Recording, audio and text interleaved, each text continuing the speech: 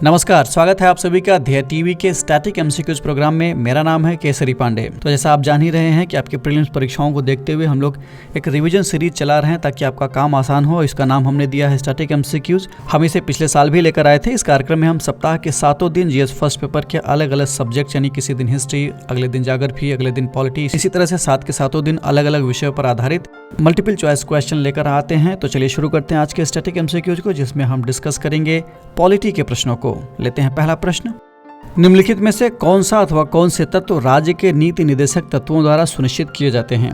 कूट का प्रयोग करके आपको सही विकल्प चुनना है, यानी सही आंसर पता करना है। पहला तत्व है, पहला फैक्टर है सामाजिक आर्थिक लोकतंत्र की अभिवृद्धि। दूसरा, लोक कल्याणकारी राज्य का उद्देश्य। तीसरा, विकेंद्रीकरण के अवयव, अथवा चौथा, पुलिस राज्य की अवधारणा। आपके ऑप्शंस हैं ए, केवल एक सुनिश्चित किया जाता है। बी, केवल 2 सुनिश्चित किए जाते हैं। सी, केवल 3 सुनिश्चित किए जाते हैं। अथवा ऑप्शन डी, 4 सुनिश्चित किए जाते हैं डीपीएसपी के तहत। इस प्रश्न का सही उत्तर है विकल्प सी, यानी केवल 3 ही फैक्टर ऐसे हैं जो डीपीएसपी में के जरिए फुलफिल करने की कोशिश की जाती है। पुलिस राज्य की अवधारणा डीपीएसपी में नहीं की गई है। चलिए व्याख्या देख लेते हैं। भारतीय संविधान के भाग 4 में अनुच्छेद 36 से लेकर 51 तक राज्य के नीति निर्देशक तत्वों का वर्णन है। ये आयरलैंड के संविधान से लिया गया है। राज्य के नीति निर्देशक तत्व राज्य के नीति निर्माण में, पॉलिसी मेकिंग में आवश्यक भूमिका निभाते हैं, हेल्प करते हैं।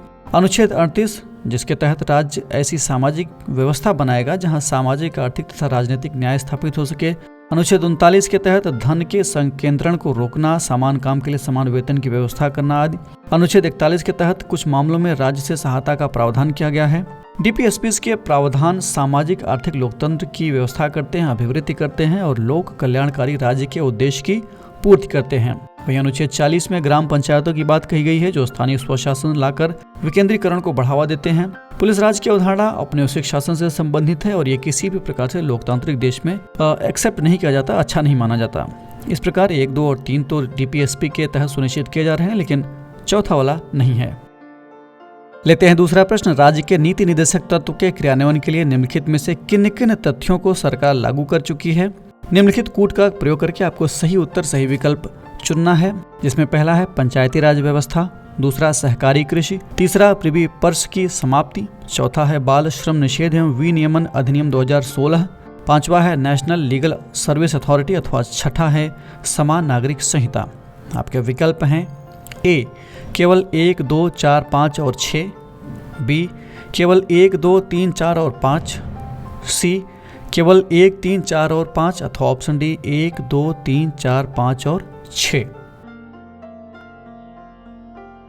इस प्रश्न का सही उत्तर है विकल्प बी, यानी केवल 1, 2, 3, 4 और 5। कॉमन सिविल कोड को, यानी समान नागरिक संहिता को लागू नहीं किया गया है। व्याख्या देख लेते हैं।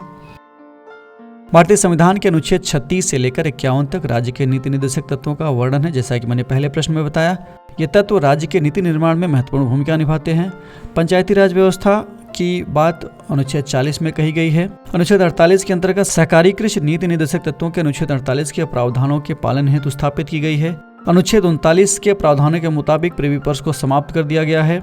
यह धन तथा उत्पादन के संकेंद्रण को रोकता है। बाल श्रम निषेध एवं विनियमन 2016 अनुच्छेद 39 के प्रावधान कर्मकारों के स्वास्थ्य तथा बालकों को बलात् श्रम से संरक्षण और बालकों को स्वास्थ्य विकास के अवसर के पालन हेतु लागू किया गया है। नेशनल लीगल सर्विस अथॉरिटी अनुच्छेद 39A के अंतर्गत समान न्याय एवं निःशुल्क कानूनी सहायता के प्रावधानों के अनुपालन हेतु बनाया गया है।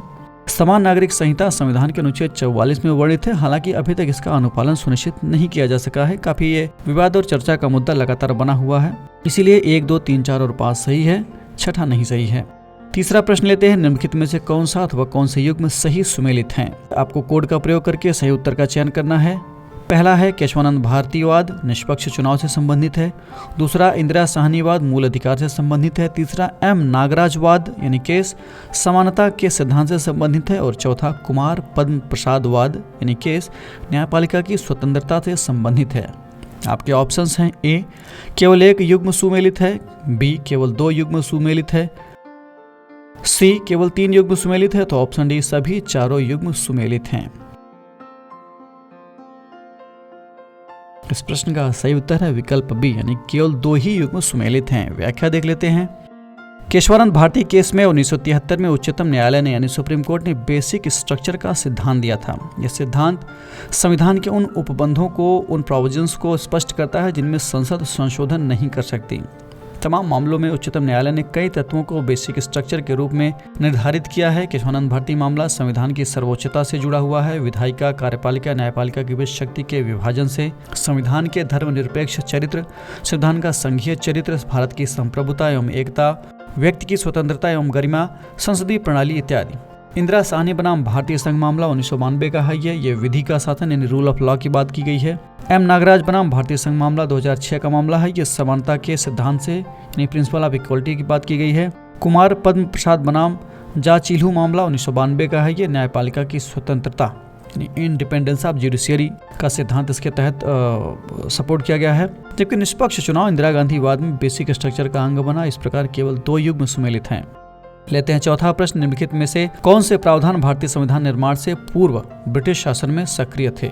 आजादी के पहले की बात हो रही है यहाँ पे। पहला है अध्यादेश जारी करना, दूसरा राज्य लोक सेवा आयोग का गठन, तीसरा महालेखा परीक्षक की नियुक्ति, चौथा केंद्र एवं प्रांतों के बीच शक्तियों का विभाजन। आपको कोड का प्रयोग करके सही उत्तर का चयन करना है। सही आंसर आपको आइडेंटिफाई करना है। आपके ऑप्शन हैं ए केवल 1 और 4, बी केवल 1, 3 और 4, सी केवल 4 अथवा ऑप्शन डी 1, 2, 3 और 4। इस प्रश्न का सही उत्तर है विकल्प डी यानी चारों ही आजादी के पहले से अंग्रेजी शासनकाल से ही ये चले आ रहे हैं प्रावधान। व्याख्या देख लेते हैं। दिए गए सभी प्रावधान ब्रिटिश शासन में प्रभावित है। अध्यादेश जारी करने का अधिकार भारतीय परिषद अधिनियम 1861 द्वारा प्रदान किया गया। महालेखा परीक्षक का पद भारत सरकार अधिनियम 1919 द्वारा बनाया गया। भारत शासन अधिनियम 1935 द्वारा राज्य लोक सेवा आयोग का गठन शुरू किया गया। साथ ही केंद्र और प्रांतों के बीच शक्तियों का विभाजन भी किया गया इसी अधिनियम के तहत। लेते हैं आज के इस स्टैटिक एमसीक्यूज का पॉलिटी का अंतिम प्रश्न है। ये निम्नलिखित में से कौन सा अथवा से संवैधानिक निकाय मूल संविधान का हिस्सा नहीं थे? पहला वस्तु एवं सेवा कर परिषद, जीएसटी काउंसिल की बात हो रही है। दूसरा राष्ट्रीय पिछड़ा वर्ग आयोग, तीसरा भारत का महान्यायवादी, चौथा भाषाई अल्पसंख्यक वर्गों के लिए विशेष अधिकारी। कोड का इस्तेमाल करके आपको सही आंसर पिक करना है। आपके ऑप्शंस हैं ए केवल 1 और 2, बी केवल 3, सी केवल 1, 2 और 4 अथवा ऑप्शन डी केवल 2 और 4। इस प्रश्न का सही उत्तर है विकल्प सी 1, 2 और 4 मूल संविधान का हिस्सा नहीं थे। व्याख्या देख लेते हैं। वस्तु एवं सेवा कर परिषद का निर्माण 101वें संविधान संशोधन अधिनियम द्वारा किया गया है। राष्ट्रीय पिछड़ा वर्ग आयोग को संविधान में 102वें संविधान संशोधन अधिनियम द्वारा जोड़ा गया। भाषाई अल्पसंख्यक वर्गों के लिए विशेष अधिकारी पद को 7वें संविधान संशोधन अधिनियम द्वारा 1956 में जोड़ा गया। तो ये था आज का स्टैटिक एमसीक्यूज कार्यक्रम। कल हम एक नए विषय के साथ इसी समय पर फिर हाजिर होंगे। तब तक के लिए इजाजत दीजिए। नमस्कार।